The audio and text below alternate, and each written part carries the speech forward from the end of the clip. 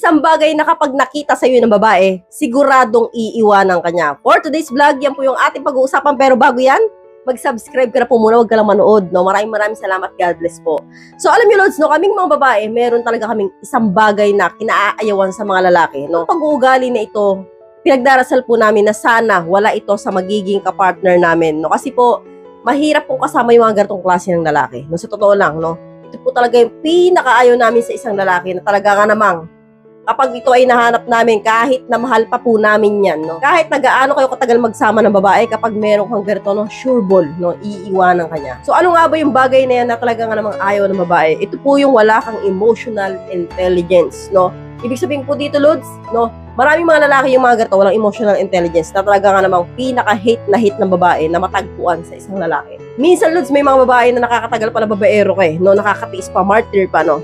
Pero kapag po ang lalaki walang emotional intelligence, dito po, Lods, talaga nga namang give up ang babae, no? Kasi po, masyadong masakit to para sa babae. Masyadong torture to pagdating sa babae, no? Mas okay pa kayong sinasaktan ka ng physically, no? Kasi gagaling yung sugat. Pero yung emotional intelligence na wala ka, no? Na hindi mo maibigay sa partner mo, napakasakit po niya para sa babae, no? Ano po ba yung emotional intelligence? Ibig sabihin ko dito, Lods, no? Ito po yung wala kang pakialam sa damdamin ng partner mo. So, wala kang pakialam, masaktan man siya.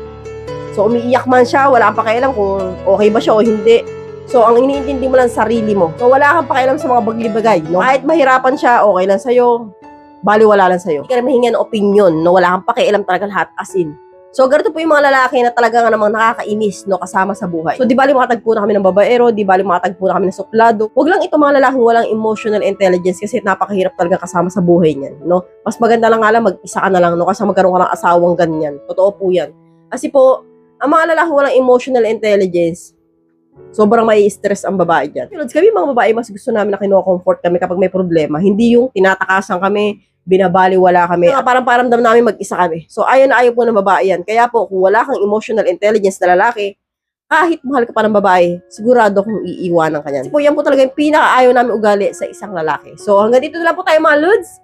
I hope you learned something in this video. More videos to come. So, stay connected and see you again to my next video. God bless. Bye-bye!